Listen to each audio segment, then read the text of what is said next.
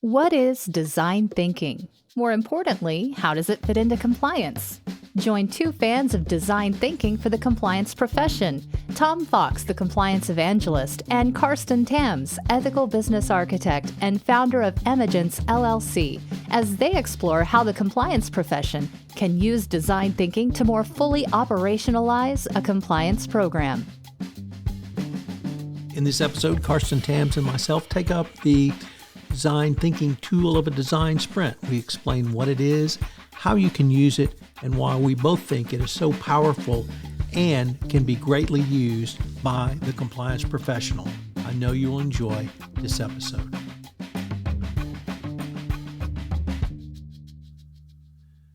Hello everyone, this is Tom Fox back again with Carsten Tams for another episode of Design Thinking and Compliance.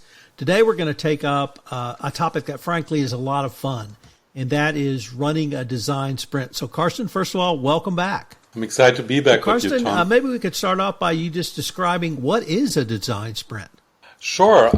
So a design sprint is really a good point of conversation because I think it's a good example to illustrate, what a design thinking process looks like, and all of it that is involved, and it's also quite, it will demonstrate that design thinking while producing magical results, it's not really that difficult to do. It's not brain science. It is some of the magic of design thinking is that it's a lot of it is common sense and easy to apply. So the way I would describe it is that it's kind of a 2 times or a 3 times 2 formula. And what I mean by that is that it consists of 3 major phases. And those are first, the phase of problem discovery, second, the phase of idea generation, and third, the phase of solution development. And I said 3 times 2, so each of these 3 phases is divided into 2 sub-steps, if you want to call it that. And these 2 sub-steps are often in books and on websites talking about design thinking. You will often find these illustrated by a diamond shape. And what this diamond shape describes is that these steps consist first always of a divergent phase, and then they're followed by a convergent phase.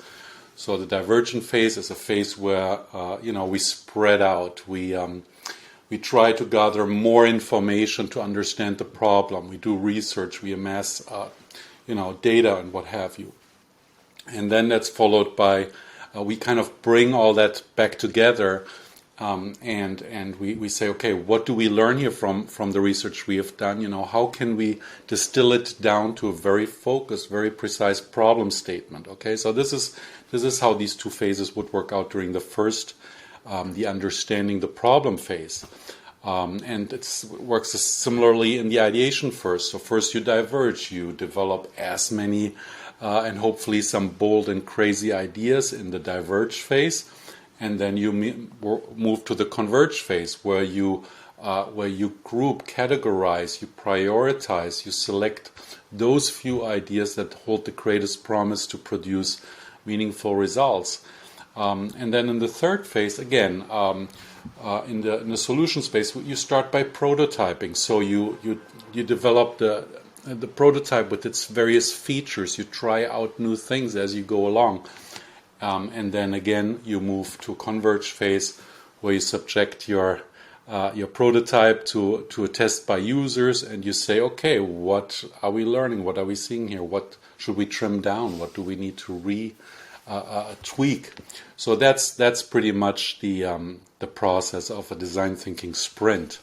And what makes it a sprint is that it's a time-constrained process. So typically a sprint will involve, let's say, 3 to 5 sessions, and they can range anywhere from an hour to a whole afternoon for each, or more half day.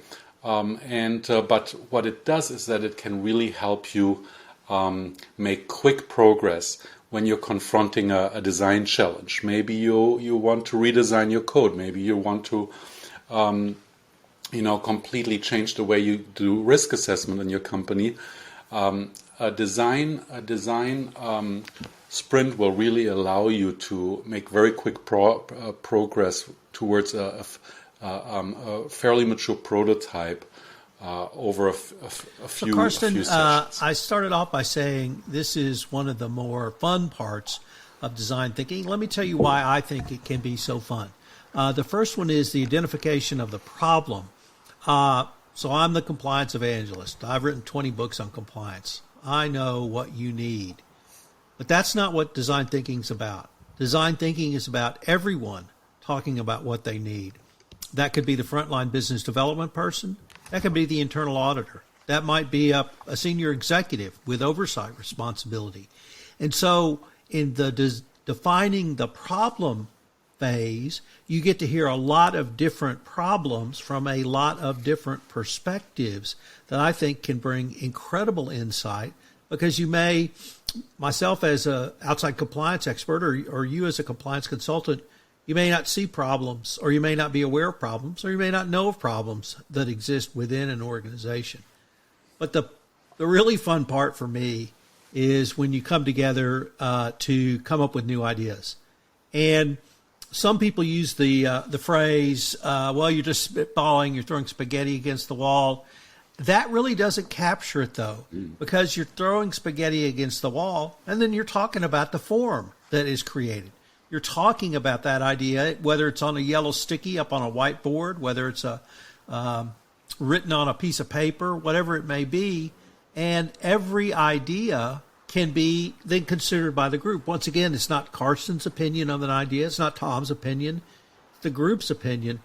And I have seen some wide-ranging, free-flowing conversations in this phase that frankly have been some of the most enjoyable times I've had in the corporate world, because it's an exchange of information and, as you correctly note, time constrained.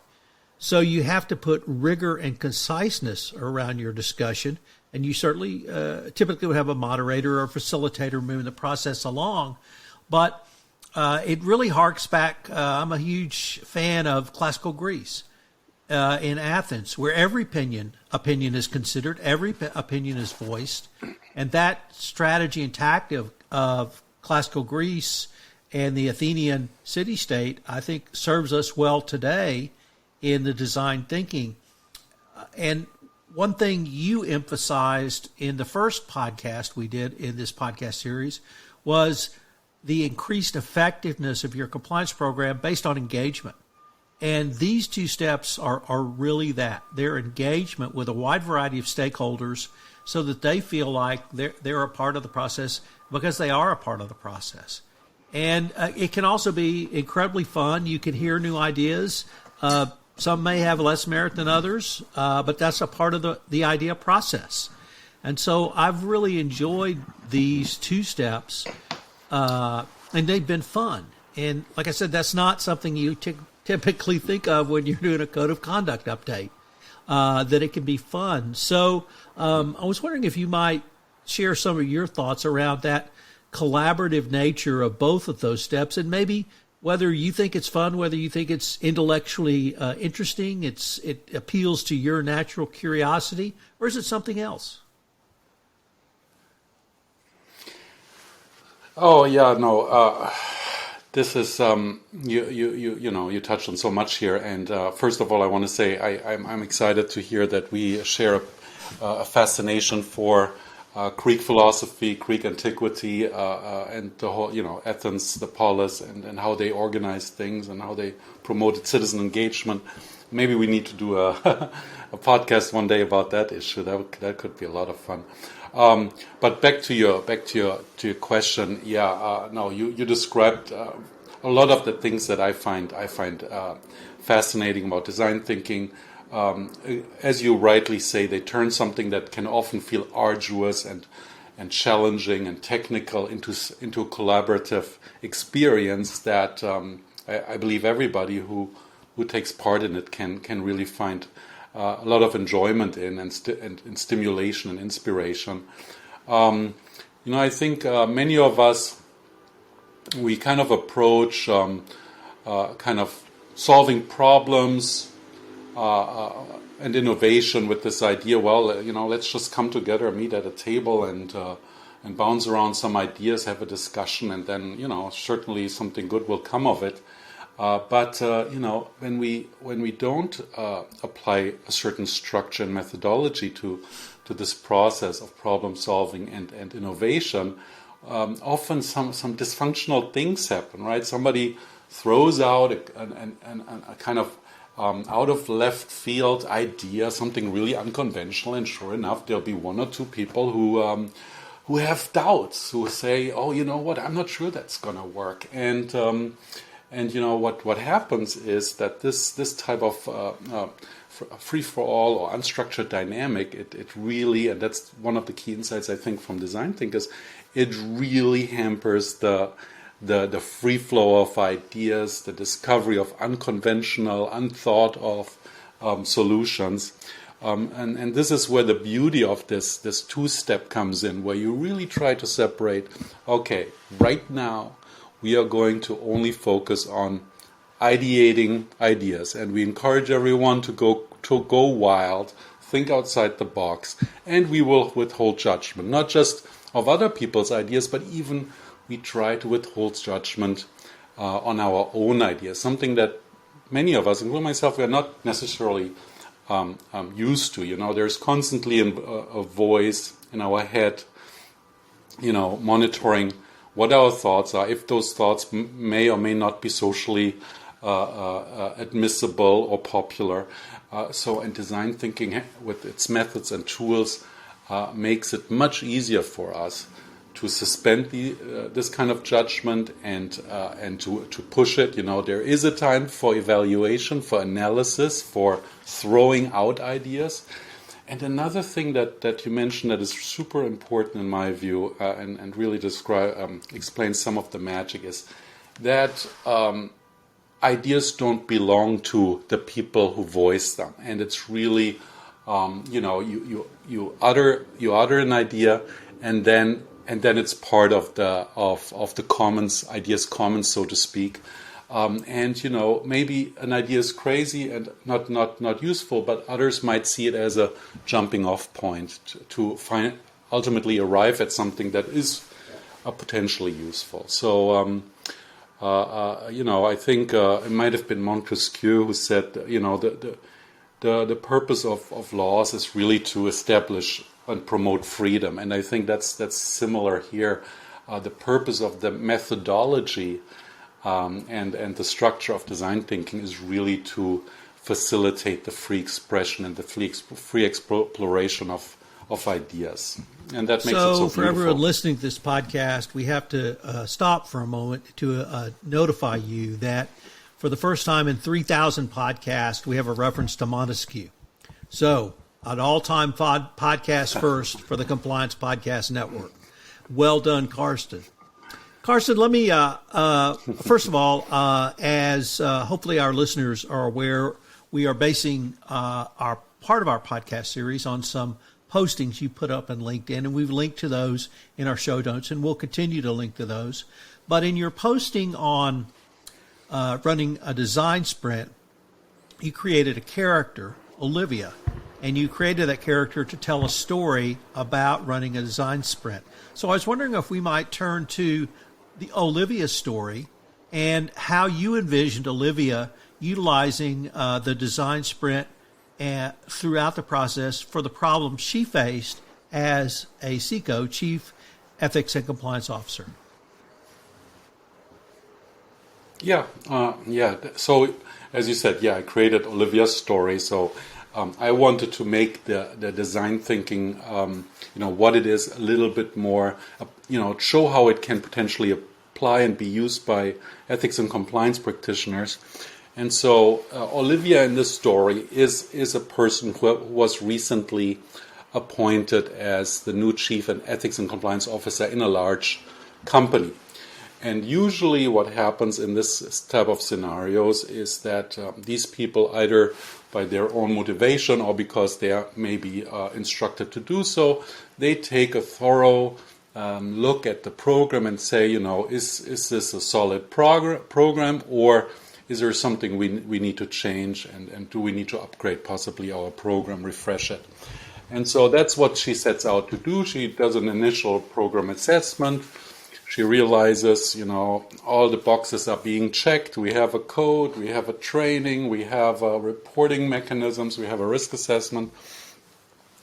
So all these, basic requirements are all in place. But what she realizes is that it is also quiet in the ethics and compliance department, meaning she doesn't really feel there is a lot of engagement with the business units or with employees. She feels like she's only hearing about, the very small tip of the iceberg when it comes to questions employees may be having relating to the application of code principles and what have you. The reporting lines may be a little bit more quiet than they should be. So what she identifies as a need is to say, how can we design our program? How can we assume a posture as an E&C function that is truly engaging for employees, where employees see us and business units see us as this valued business partner and as a trusted source of support and guidance. And so she invites her team to go on a design sprint, and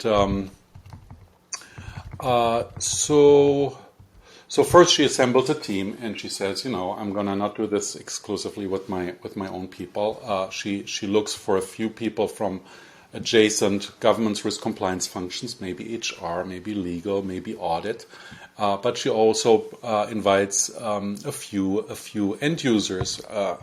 Or otherwise, employees who will be the people using the program. So as in a typical design thinking process, they start by understanding the needs. So what the needs of users. So what do? They look at some data maybe from an employee survey that tells them how satisfied people are with the code or with the training.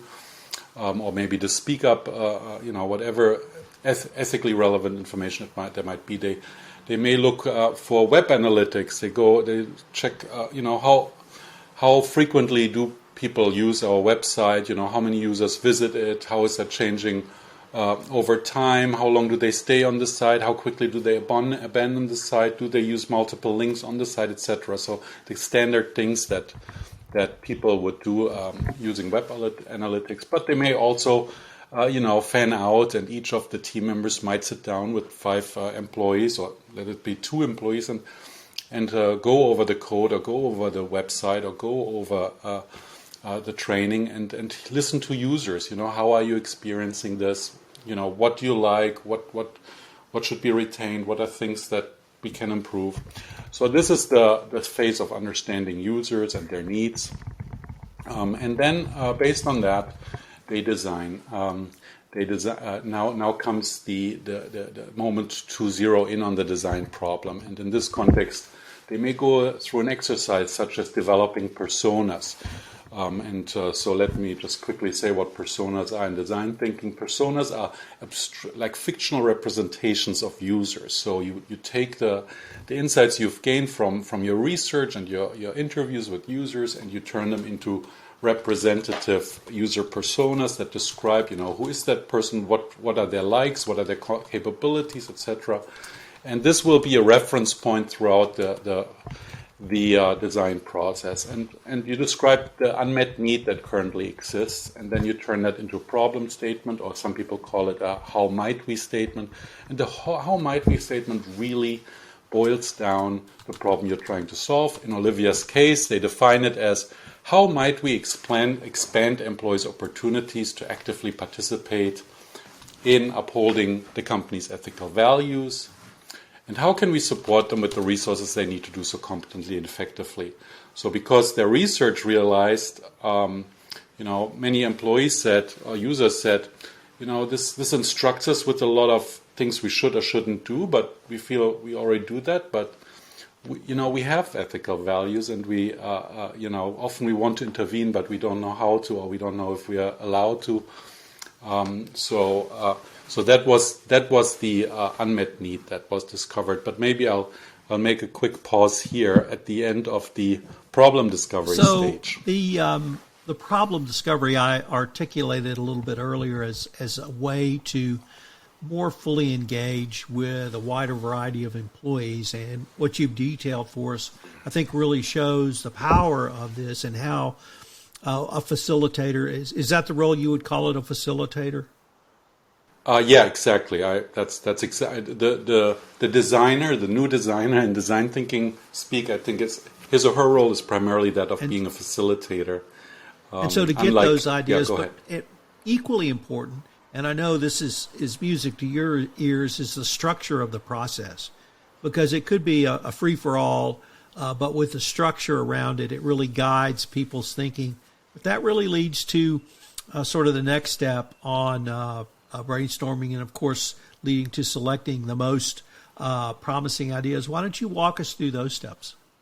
So, and I share your sentiment from earlier that really brainstorming ideas, I think that is the high point, that the funnest point, because there's so many eureka or aha moments. If you do it well, you often think, oh wow, I couldn't have thought of that, but that's such a bold idea, and you really embrace this the spirit of innovation.